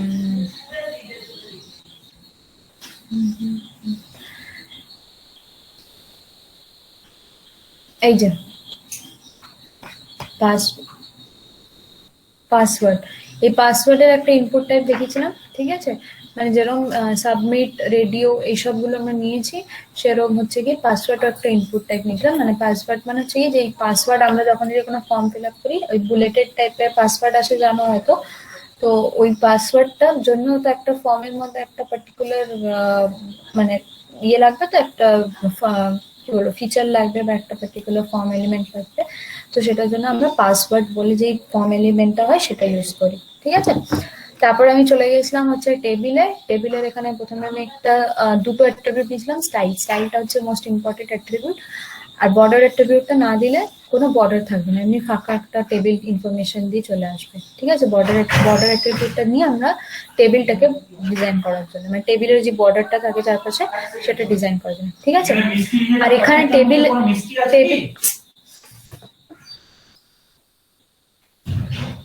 টেবিল ট্যাগের ভেতরে আমরা চারটে ট্যাগ ইউজ করি। একটা হচ্ছে টেবিল টিআর মানে হচ্ছে কি টেবিল রো, টিএইচ মানে হচ্ছে টেবিল হেড, আর সরি আর টেবিল ডেটা, হ্যাঁ টিডি মানে হচ্ছে টেবিল ডেটা। এবং এই চারটে ট্যাগেরই আমরা আমাদের ক্লোজিং ট্যাগ থাকে, ঠিক আছে? টিআর দিয়ে আমরা কি করি, রো ক্রিয়েট করি, যে কোনো টেবিলের রো ক্রিয়েট করি, ঠিক আছে? এবার সেই রোর ওপরে তো একটা করে হেডিং দিতে হবে, যে নিচের ইনফরমেশন গুলো কি রিলেটেড, তো সেটার জন্য আমরা এই টিএইচ ট্যাগটা ইউজ করি, ঠিক আছে?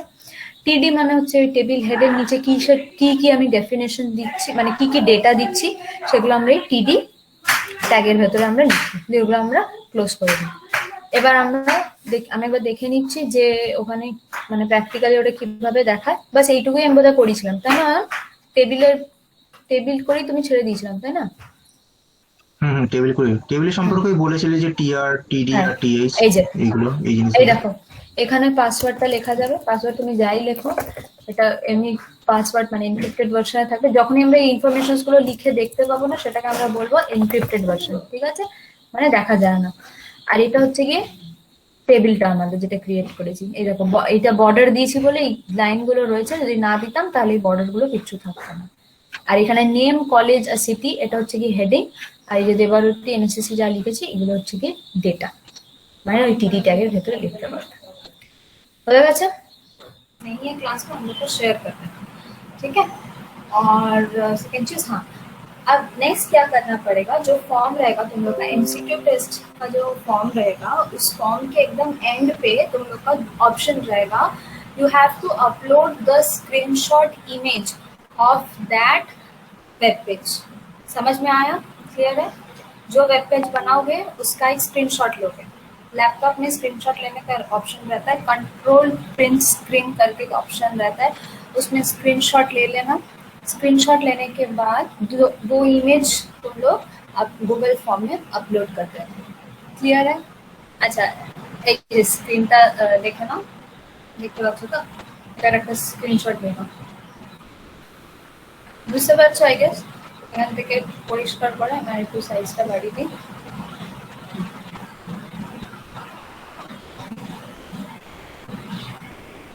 কিছু বুঝতে অসুবিধা হলে আমাকে বলো, আমি ক্লিয়ার করে দিচ্ছি।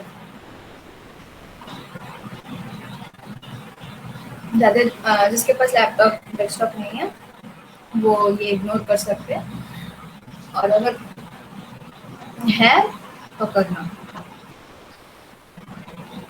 मतलब इग्नोर मत करना, एक पेज बनाना, ठीक है? আচ্ছা, স্ক্রিনশট নেওয়া হয়ে গেলে আমাকে একবার জাস্ট আনমিউট করে বলে দেবে স্ক্রিনশট নেওয়া হয়ে গেল।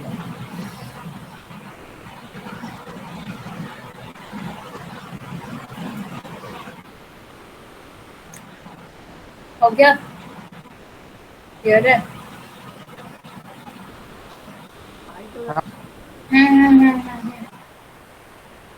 बोलो बोलो, কি বলছিলে? कुछ बोल रहा था क्या?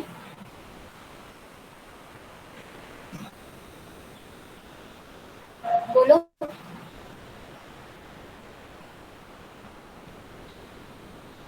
हो गया? स्क्रीनशॉट ले लिए?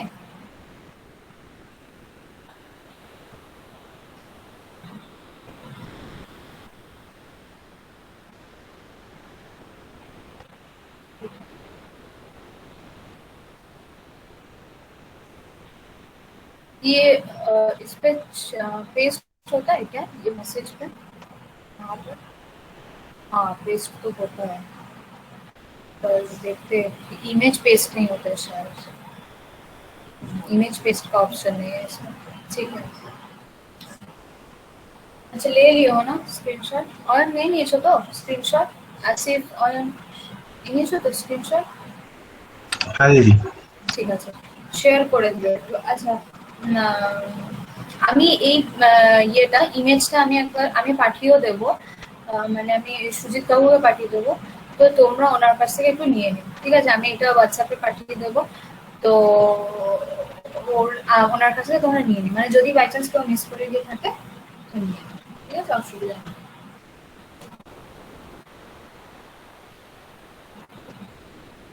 আচ্ছা, যে দুটো টপিক রিমেনিং ছিল সেটা আমি কভার করে দিই, ঠিক আছে? ফার্স্টে হচ্ছে কি HTML ফ্রেমস, ঠিক আছে? HTML ফ্রেমস আর HTML লেআউটস। লেআউটসটা আমরা HTML এ ইউজ করি না, লেআউটস আমরা ইউজ করি ডিজাইনের ক্ষেত্রে CSS এর জন্য। তো আমরা শুধু প্র্যাকটিক্যাল ইমপ্লিমেন্টেশনটা দেখবো ফ্রেমসে, ঠিক আছে? লেআউট শিখতে গেলে আমাদেরকে CSS এর অনেক কমান্ড শিখতে হবে, যেমন ডিভ, স্টাইল, তারপরে তোমার আর বাকি বাকি যেগুলো মানে ডিজাইনিং এ থাকে, সরি স্টাইলিং এ থাকে CSS এর মধ্যে। তো ফ্রেমস লেআউট শিখতে গেলে আমাদেরকে ওগুলো শিখতে হবে। তো শুধু তো ওরকমভাবে লেআউট শেখা যায় না, তাই জন্য আমরা জাস্ট থিওরিটিক্যাল জিনিসটা বুঝে নেবো যে HTML এর, ও সরি हिंदी ना, ओके। तो आज जो क्लास 2 टॉपिक है कवर करने का वो है फ्रेम्स और लेआउट्स, और इस लाइक फ्रेम्स हम लोग HTML में यूज करते हैं, लेआउट्स भी करते हैं, पर लेआउट्स का जो स्टाइलिंग पार्ट होता है वो हम लोग जनरली CSS में यूज़ करते हैं, ठीक है। इसीलिए हम लोग आज सिर्फ HTML का थ्योरेटिकल डेफिनेशन नोट कर लेंगे।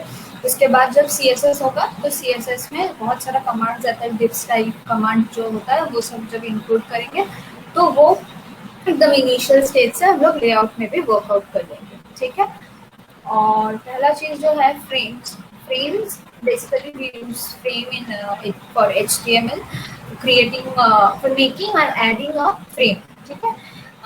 for adding a frame in our website, ठीक है। अब देखो पहला पॉइंट क्या बोला है कि not supported in HTML5। HTML5 हम सबको पता है, लेकिन HTML5 हम लोग का है the basic the latest updated version of HTML। पहले हम लोग क्या यूज करते थे HTML3, then came HTML4 और HTML4 में हम लोग जो यूज करते थे वो होता था फ्रेम सेट, ठीक है। we used to use a tag which is called frame set, ठीक है। फ्रेम सेट टैग यूज करके हम लोग HTML4 में फ्रेम का जो फंक्शन है वो यूज करते थे, ठीक है। अच्छा सबको दिखाई दे रहा है या फिर मैं स्क्रीन बड़ा कर दूं, लाइक फुल स्क्रीन कर दूं? फुल स्क्रीन कर दूं ना तो फिर क्लियरली दिख रहा है मैम। हाँ ठीक है ठीक है। अच्छा तो फिर यहाँ पे देखो फर्स्ट पॉइंट क्या बोला है कि नॉट सपोर्टेड इन HTML5, मतलब इस अभी जो अपडेटेड वर्जन है इस पे HTML3 सपोर्ट नहीं करता, ठीक है। अच्छा and why do we basically use frame? We use this frame to define one particular window within a frame। जब हम लोग प्रैक्टिकल इम्प्लीमेंटेशन देखेंगे फ्रेम का तो हम लोग देखेंगे कि तुम्हारे वेब पेज में ही एक दूसरा विंडो दिखने को मिल रहा है। सपोज तुम्हारा एक विंडो है, ठीक है, तुम्हारा एक वेब पेज है, ठीक है, और वेब पेज के अंदर तुम अपना कुछ और suppose your web page is basically defining something about dogs, ठीक है। मतलब तुम्हारा वेब पेज पे जो लिखा है वो सब कुछ डॉग्स के ऊपर लिखा हुआ है कि ब्रीड क्या होता है, how many types of dogs are found, ये सब जितना होता है तो उस सब को रिलेटेड तुम्हारा वेब पेज है, ठीक है। अब हम लोग क्या करेंगे, फॉर मोर इन्फॉर्मेशन हम लोग एक दूसरा विंडो लेंगे, ठीक है। दूसरा विंडो कहाँ से लेंगे? सपोज फॉर बेटर नॉलेज हम लोग ऐसा वेबसाइट यूज करेंगे जिसमें एकदम परफेक्ट और एकदम मतलब ऑथेंटिक इंफॉर्मेशन हम लोग को मिलेगा, जैसे विकिपीडिया, ठीक है। और विकिपीडिया से हम लोग एक डॉग का जो पेज रहता है विकिपीडिया में उसको हम लेंगे, ठीक है। लेके यहाँ पे दिख रहा है एक हाइपरलिंक दिया हुआ है, तो इस हाइपरलिंक में अंदर हम लोग वो विकिपीडिया का पेज का लिंक डाल देंगे, ठीक है। और जैसे ही डालेंगे तो हमारा जो ओरिजिनल वेब पेज है उसमें तुम्हारा वो फ्रेम नजर आएगा, ठीक है। मतलब दूसरे विंडो का एक पेज तुम्हारे वेब पेज में नजर आएगा विद इन अ फ्रेम, ठीक है। क्लियर है? क्या लिखा है यहाँ पे देखो, use to define one particular window within a frame. Suppose this is a web page और इसके अंदर तुमने एक ऐसा फ्रेम क्रिएट किया है, एक फ्रेम मतलब एक जो स्क्वायर शेप का एक क्या बोलते उसको, एक विंडो जिसके अंदर तुम दूसरे वेबसाइट को डाले हो, ठीक है। अब इसका एक सिंटैक्स होगा, every function और every feature has a particular syntax जिसके वजह से हम लोग वो पर्टिकुलर फीचर यूज कर सकते हैं, ठीक है। तो for that we use iframe, ठीक है। फॉर HTML फ्रेम्स हम लोग कौन सा टैग यूज करते हैं? iframe, ठीक है। iframe हम लोग किसी भी HTML वर्जन एक्सेप्ट HTML5 हम लोग यूज करते हैं iframe, ठीक है। अब iframe के अंदर एक एट्रीब्यूट लेते हैं हम लोग, जो है इसका ओनली कंपलसरी एट्रीब्यूट, ठीक है। अब इसके अंदर हम लोग विड्थ हाइट ये सब भी सेट कर सकते हैं डिपेंडिंग ऑन आवर नीड। ऐसे अगर विड्थ हाइट सेट करोगे तो तुम्हारा फ्रेम साइज जो है वो बढ़ेगा घटेगा, ठीक है। एक तुम रेजोल्यूशन सेट कर सकते हो, ओके क्लियर। अब हम लोग यहाँ पे SRC टैग लिए, SRC एट्रीब्यूट लिए। SRC एट्रीब्यूट मतलब क्या होता है हम सभी को पता है, SRC एट्रीब्यूट मतलब सोर्स एट्रीब्यूट, ठीक है।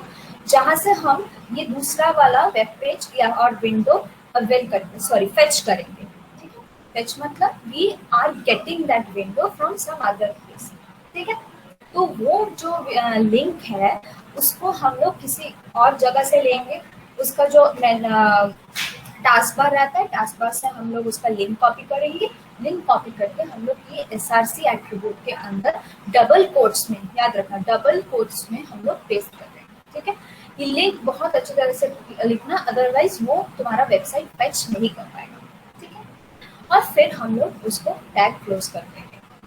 यहाँ पे हम लोग को ऐसे दिख रहा है कि आई फ्रेम का एक क्लोजिंग टैग भी रहता है, मतलब as we have learn throughout the HTML कि HTML टैग का generally it has an opening tag और क्लोजिंग टैग, और कोई कोई टैग ऐसा आता है जैसे इमेज टैग जिसमें हम लोग का क्लोजिंग टैग नहीं रहता है, जिसे हम लोग नॉन पेयर टैग कहते हैं और इसे हम लोग पेयर टैग। क्लियर है? इतना तक क्लियर है? तो लेआउट हो गया। क्लियर है इतना तक? हाँ जी। हाँ, अच्छा, ओके। सो मैं एक बार HTML लेआउट्स का भी थ्योरेटिकल पार्ट दिखा देती हूँ, समझा देती हूँ। उसके बाद मैं तुम लोग को जो फ्रेम्स का जो प्रैक्टिकल इम्प्लीमेंटेशन है वो दिखा दूँ, ठीक है? Okay okay. So HTML layouts अगर बहुत इजी भाषा में अगर मैं तुम्हें बताना चाहती हूँ तो ऐसा होता है कि, सॉरी फॉर द हिंदी, हाँ बहुत घटिया हिंदी है मेरा फिर भी तो ऐसे न्यूज़पेपर आता है हम लोग के घर में, बहुत न्यूज़पेपर, मैगजीन, बुक्स बहुत आते हैं ऐसे। तो फिर वो वहाँ पे तुम लोग देखोगे कि एक सपोज एक फ्रंट पेज है न्यूज़पेपर का, जो पेज 1 होता है या फिर कोई भी पेज तुम लोग ले लो फॉर एग्जांपल, उसमें बहुत बहुत कुछ रहता है, ठीक है। अगर वो पूरा न्यूज़पेपर तुम जब अपने वेब पेज पे डिजाइन करोगे ना, तो तुम्हें ऐसा बहुत डिफरेंट टाइप्स का टैग मिलेगा। जैसे हेडिंग टैग रहता है, जैसे पैराग्राफ टैग रहता है, जैसे इमेज टैग रहता है, लिस्ट्स रहते हैं, फॉर्म्स रहते हैं, बहुत कुछ रहते हैं, ठीक है। अगर एक न्यूज़पेपर को तुम डिजाइन करना चाहते हो, ठीक है। In the same way layout works, ठीक है। यहाँ पे देखो मैंने एग्जांपल भी लिखा है, लाइक न्यूज़पेपर एंड मैगजीन, ठीक है। Like all of them are accumulatively called as columns, ठीक है। हम लोग जैसे बोलते हैं ना कि उसमें न्यूज़पेपर पे ये वाला कॉलम लिखा है, ठीक है। कॉलम मतलब सेक्शन, ठीक है। कॉलम मतलब सेक्शन, कि ये आज उसका कॉलम पब्लिश होने वाला है। क्यों? आज उसका जो सेक्शन, उसने जो आर्टिकल लिखा था वो एक कॉलम में, एक सेक्शन में पब्लिश होने वाला है। और सिर्फ एक मतलब राइटअप तो नहीं पब्लिश होता, उसके साथ एक छोटा सा पिक्चर पब्लिश होता है, फिर साइड में एक छोटा सा नेम पब्लिश होता है, फिर एंड में सोर्स पब्लिश होता है। ये सब बहुत कुछ इन्फॉर्मेशन एक्यूमुलेटिवली उस पर्टिकुलर न्यूज़पेपर पेज में है। In a similar way, हम लोग का वेब पेज भी वैसे ही हम लोग डिजाइन करते हैं if we want to add a layout to it, ठीक है। तो यहाँ पे देखो, जैसे मैं यहाँ पे लिखा है कि to display website in multiple columns, ठीक है। मल्टीपल कॉलम्स मतलब ऐसे एक पर्टिकुलर सेट न्यूज़पेपर पेज में बहुत सारा ऐसा कॉलम्स रहता है under which we just specify the contents, ठीक है। क्लियर है? अच्छा, यहाँ पे सेकेंड पॉइंट क्या लिखा है देखो, has element that define the different section और पार्ट्स, ठीक है। मतलब जो सपोज मैंने एक टाइम्स ऑफ इंडिया में एक अपना कॉलम लिखा है, ठीक है। तो मेरा कॉलम का ऐसा एक हेडिंग होगा, फिर मैंने कब मतलब like where do I stay, मेरा लोकेशन रहेगा, फिर लोकेशन के बाद मेरा पूरा कंटेंट रहेगा, उसके बाद नीचे मेरा नाम रहेगा, फिर सोर्स रहेगा, फिर उस मतलब कंटेंट रिलेटेड एक छोटा सा पिक्चर रहेगा। उसके बाद नीचे एकदम नीचे देखना छोटा छोटा करके लिखा रहता है कि मैंने कहाँ से लिया, ये सब वगैरह वगैरह इन्फॉर्मेशन, रिट्रीव कहाँ से हो सकता है, ये सब लिखा, बहुत इन्फॉर्मेशन रहता है। In the same way, we can add this layout to our page in different sections. तो sections तुम कुछ भी तो नहीं दे सकते ना, you should have a particular sequence, कुछ particular sequence होता है according to which तुम्हें वो parts divide करना पड़ता है, ठीक है। जैसे कि header, okay? ये जो box देख रहे हो, this box is the only important thing while you are working on layout. जब भी तुम लेआउट के ऊपर काम कर रहे हो तो ये वाला बॉक्स हमेशा अपने दिमाग में एकदम क्या बोलते उसको स्टिक रहना चाहिए। इस बॉक्स के अलावा कुछ नहीं है अगर तुम लेआउट के ऊपर काम कर रहे हो, ठीक है। तो जब इस बॉक्स में क्या है देखो, पहला जो चीज हम लोग देखते हैं वो है header. We all know what is header, right. क्या क्या है हेडर, H1 to H6, कुछ भी है, कुछ भी हेडिंग साइज हम लोग ले सकते हैं H1 to H6, और हम लोग वो हेडर मतलब जो हेडिंग है उसको डिफाइन कर सकते हैं या फिर उसको लिख सकते हैं, है ना। H1 is the largest one and H6 is the smallest one, है ना, क्लियर। फिर आता है नैव। नैव हम लोग जब सी एस एस जावास्क्रिप्ट जब करते हैं, नैव सॉरी जावास्क्रिप्ट जब हम करते हैं तो नैव बहुत यूज करते हैं। नैव मतलब nav is a type of bar, ठीक है, मतलब एक डिजाइनिंग बार होता है through which we can navigate. Nav is the short form of navigation, ठीक है। नेविगेशन मतलब क्या होता है, तुम लोग ऐसे ऊपर में किसी भी वेब पेज के ऊपर में देखे होंगे कि ऐसे बहुत सारे सेक्शंस रहते हैं, जैसे कि होम, फिर सपोज कोई स्कूल का वेबसाइट है जहाँ पे ऐसे लिखा होता है होम, एडमिशन, फिर क्लासेस, टीचर्स, कॉन्टैक्ट, तो ऊपर में ऐसे लिखा रहता है ना, और तुम लोग वहाँ पे जाके एक एक करके जब भी ऑप्शंस क्लिक करोगे तो you can explore that option, right. मतलब तुम होम में जाओगे तो तुम्हारे स्कूल के बारे में क्या लिखा है पूरा देख पाओगे, एडमिशन बार में जाओगे तो एडमिशन के बारे में क्या लिखा है पूरा देख पाओगे। तो ऐसे करके वो सब जो ऊपर एकदम रहता है through which you can navigate different options, वो सब तुम्हारा मतलब where do we get all this, nav bar के थ्रू वो हम लोग डिजाइन करते हैं, ठीक है। इसलिए देखो जस्ट हेडर फाइल के नीचे ही तुम्हारा नैव बार भी डिफाइन किया हुआ है, ओके। अब आता है सेक्शन। सेक्शन में क्या होता है, सेक्शन इज द एक स्मॉल, जब भी हम लोग देखो मुझे हिंदी में नहीं पता पर बंगाली में ऐसा, जब मैं जब बंगाली पढ़ती थी बहुत पहले की बात है, जब मैं बंगाली पढ़ती थी तो लाइक हम लोग का वो होता था पैराग्राफ राइटिंग, जो बंगाली में रचना कहते हैं जिसको, मतलब मैं करेक्ट अगर कुछ गलत बोली हूँ तो बता देना, ठीक है। तो जिसको रचना कहते हैं, तो उसके पहले लाइक मेन जो पार्ट रहता था उसके पहले हम लोग एक इंट्रोडक्टरी पार्ट लिखते थे जिसको हम लोग भूमिका बोलते थे मे बी, हाँ। तो इंट्रोडक्टरी पार्ट जो रहता है कि every paragraph has a small introductory part जिसमें हम लोग एक छोटा सा चीज डिफाइन करते थे कि हम किस बारे में हम लोग लिख रहे हैं, ठीक है। तो वो रहता है इस section part, section that is the section element which defines कि हाँ मेरा पैराग्राफ और मेरा आर्टिकल इस चीज के बारे में लिखा है, ठीक है। फिर आता है नेक्स्ट आर्टिकल। आर्टिकल में क्या आता है, article is the main part, तुम्हारा जो तुम पूरा जो कॉलम लिख रहे हो ना, एंड एवरी और all of this 1 2 3 4 5 6 total elements आते हैं, ये पूरा चीज तुम्हारा एक कॉलम के अंदर आता है, ठीक है। तो ये article is the main element, यहाँ पे सब कुछ तुम्हारा लिखा रहता है इस कॉलम के बारे में। असाइड, असाइड क्या रहता है, aside is the is not compulsory but फिर भी तुम लोग फिर भी मैंडेटरी है, मतलब लिखना पड़ता है कि एक छोटा सा इंफॉर्मेशन डाल देते हैं कि हाँ यहाँ मतलब एनीथिंग अबाउट यू। सपोज तुमने एक आर्टिकल लिखा है और तुम्हारे बारे में किसी को कुछ नहीं पता है, तो तुम साइड में एक साइड करके कुछ लिख दो अपने बारे में कि हाँ तुम यहाँ पे डिप्लोमा इंजीनियरिंग कर रहे हो on civil engineering and this is your information और ये सब, ठीक है। अब नेक्स्ट जो लास्ट एकदम आता है वो होता है footer. What is footer, footer में तुम कुछ भी लिख सकते हो, सोर्स लिख सकते हो, सोर्स लिख तुमने तो अब तुम जो भी आर्टिकल लिखोगे ऐसा तो नहीं होगा कि अगर सोचो कि तुम कोई इंसिडेंट के ऊपर आर्टिकल लिख रहे हो, ठीक है। अगर तुम कोरोना वायरस के ऊपर कोई आर्टिकल लिख रहे हो तो you have to refer to some authentic sources, जैसे WHO हो गया, फिर क्या होता है, हाँ लाइक इंडियन गवर्नमेंट का भी बहुत ऐसा वेबसाइट आता है। तो ये सब जो मतलब ऑथेंटिक वेबसाइट्स है जहाँ से हम लोग कुछ इंफॉर्मेशन कलेक्ट करते हैं फॉर मेंशनिंग और फॉर राइटिंग आवर आर्टिकल, तो ये सब हम लोग वो फुटर टैग के अंदर लिख देते हैं, ठीक है। फुटर टैग में हम लोग एज अ सोर्स लिख देते हैं, ठीक है। So this was all about ये 6 टैग जो बहुत ही इंपॉर्टेंट है लेआउट्स क्रिएट करने के लिए। क्लियर है, इतना तक क्लियर है तो बताओ, नहीं तो अभी मैं क्या हाँ प्रैक्टिकल में जाऊंगी फ्रेम का। क्लियर है,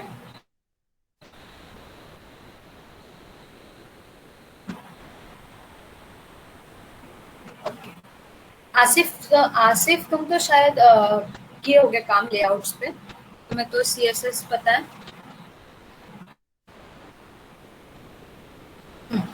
या ऑब्वियसली ओके, तो मैं प्रैक्टिकली एक बार दिखा देती हूँ। अच्छा, और कुछ पेंडिंग तो नहीं है ना? एक बार बता दो अगर कुछ पेंडिंग है तो। कुछ पेंडिंग है क्या कोई भी टॉपिक? नहीं दीदी, कुछ भी पेंडिंग नहीं है। ओके, और जितना तक मैंने समझाया उतना तक पूरा क्लियर है? पूरा एकदम पहले हम्म। क्लास से आज तक? हाँ दीदी। ओके, ठीक है, तो मैं फिर एक बार ये दिखा देती हूँ। तो मैं अपना वेब पेज नहीं, मैं अपना कोड पहले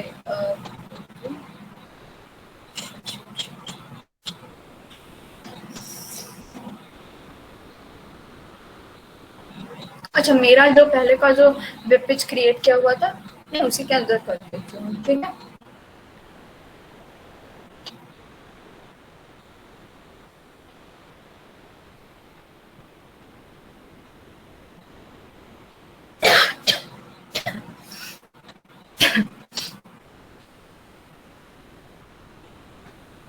अच्छा, तो हम लोग का इधर यहाँ तक हो गया।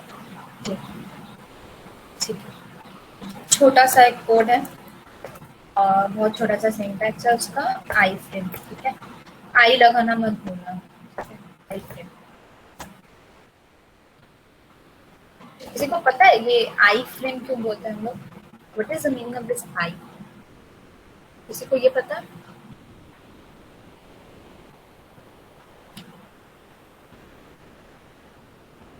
पता है तो बताओ, फिर मैं बाकी लिखूंगी।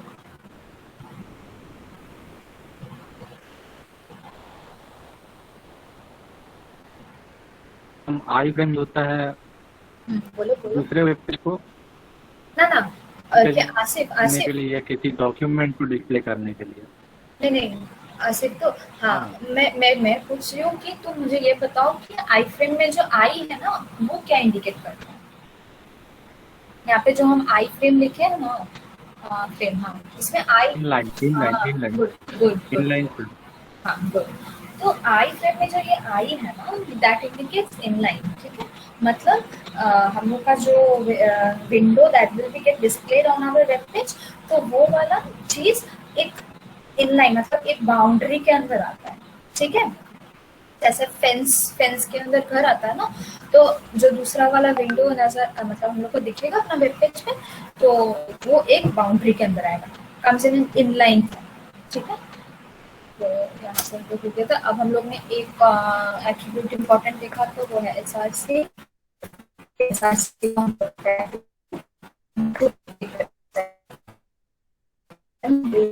क्लोज द, ठीक है? इट्स लाइक ओके, तो भी एक वेबसाइट ले लेती हूँ।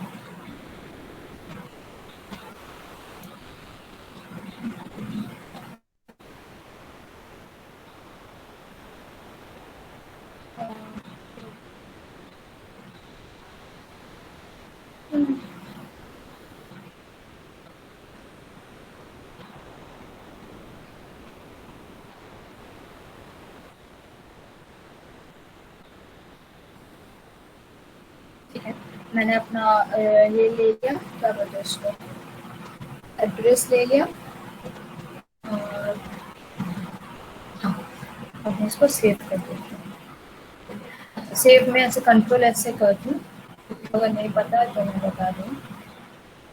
मैं फिर अपने पेज पे जाऊँगी।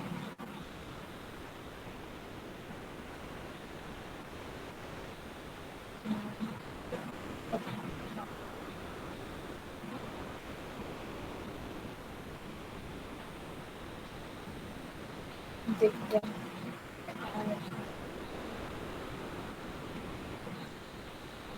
ये देखो। अच्छा, यहाँ पे एक चीज हम लोग को बता रहा है कि www.google.com रिफ्यूज टू कनेक्ट, ठीक है? हम लोग को ऐसे बहुत सारा वेबसाइट होता है जहाँ पे ये वाला चीज दिखाएगा, ठीक है, कि रिफ्यूज टू कनेक्ट। अगर किसी को नहीं पता है फिर भी मैं बता दूँ सबको कि रिफ्यूज टू कनेक्ट क्यों दिखाता है।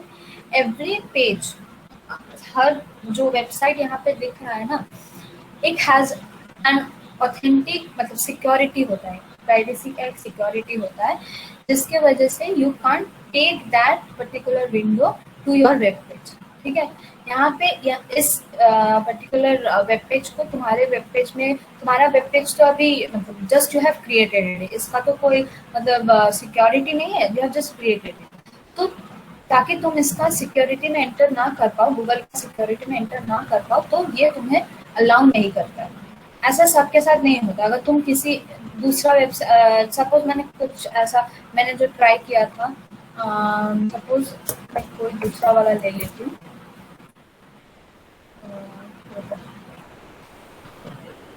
वो कुड नॉट कनेक्ट इसलिए दिखाता है क्योंकि बहुत सारा ऐसा वेबसाइट तुम लोग देखोगे कि जिसमें क्या बोलते हैं उसको, ये वाला चीज दिखाएगा कि कुड नॉट कनेक्ट। ठीक है, क्यों दिखाएगा? क्योंकि वो प्राइवेसी का जो इश्यूज रहते हैं कि हाँ you can't fetch that particular website from your website, तब ऐसा दिखाता है कि you could not connect. Clear है? अब सपोज मैं ये वाला लेती हूँ, ये विकिपीडिया का। ठीक है, अब देखती हूँ कि विकिपीडिया का दिखाता है क्योंकि मैंने बहुत बार विकिपीडिया का टाइप ट्राई किया तो वो दिखाता है, तो इसका क्यों नहीं दिखाता है नहीं पता मुझे।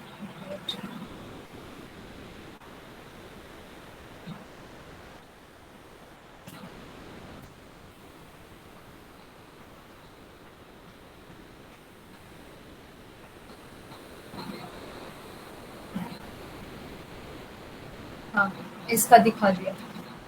ठीक है, दिख रहा है सबको? देखो एक ये वाला जो, हाँ, बोलो बोलो, हाँ, बोलो, कोई कुछ बोलना चाहता है क्या? देखो ये वाला जो पेज है, ये वाला जो डॉग रिलेटेड जो विकिपीडिया पेज है, ये तुम्हारा पूरा अपना वेब पेज में आ गया। ठीक है, तुम्हारा जो वेब क्रिएटेड वेब पेज है उसके अंदर ये आ गया। ठीक है, अब इसका तुम जो रेजोल्यूशन है वो भी इंक्रीज कर सकते हो, हाइट विड्थ जो भी रहता है वो इंक्रीज डिक्रीज कर सकते हैं depending on your choice. Clear है? इतना तक क्लियर है? हाँ दीदी। हाँ ठीक है, अब ये तो हो गया। अब बताओ अगर कोई कंफ्यूजन है तो बताओ, किसी भी बारे में अगर कोई कंफ्यूजन है रिलेटेड टू दिस कंटेंट तो बताओ।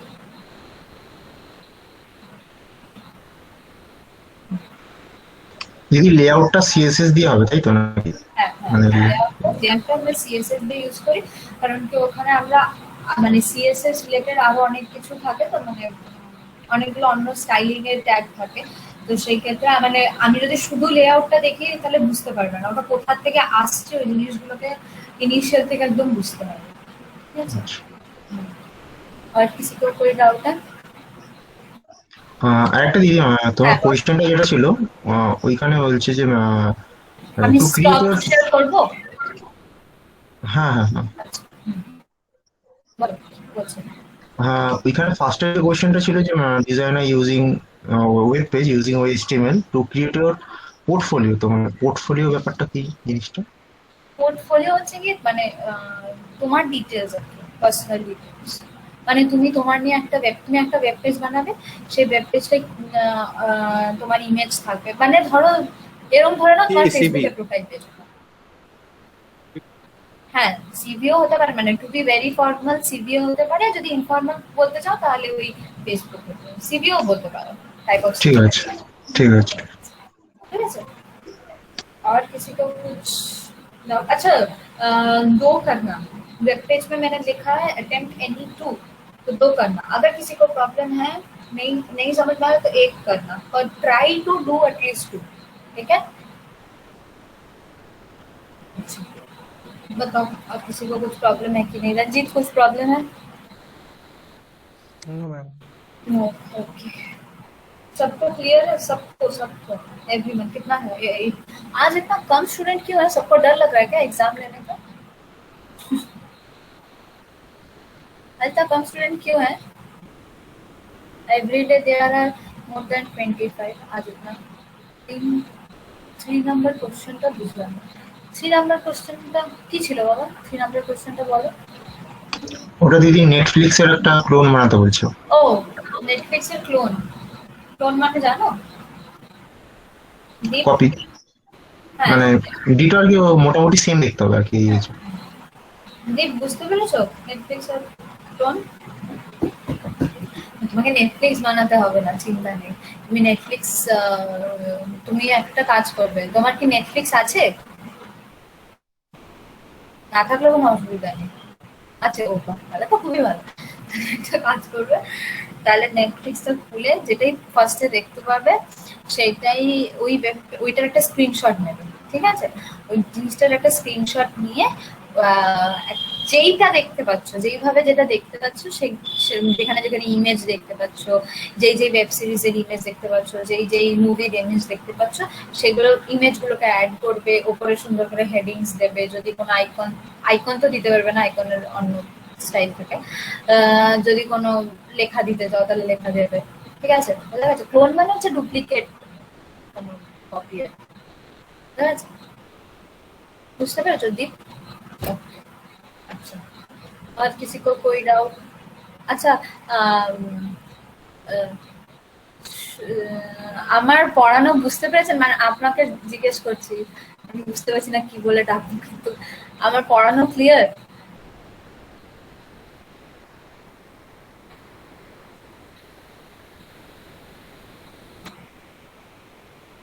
আমি ঠিক বুঝতে পারছি না ভাই কি বলবো। অশোকদাকে বলছেন তো? হ্যাঁ হ্যাঁ হ্যাঁ হ্যাঁ, মানে অশোকদা উনি শুনছে মনে হয়, বুঝতে পারছেন। অশোকদা বলো।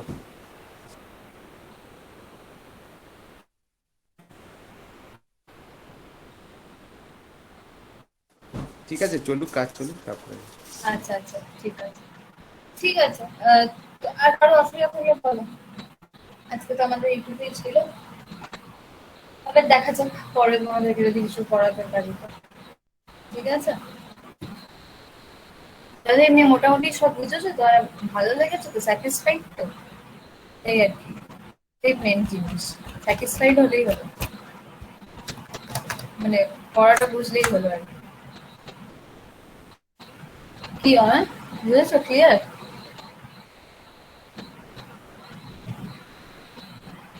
হ্যাঁ জি আচ্ছা, এবার সিএসএস টা শিখে নিও।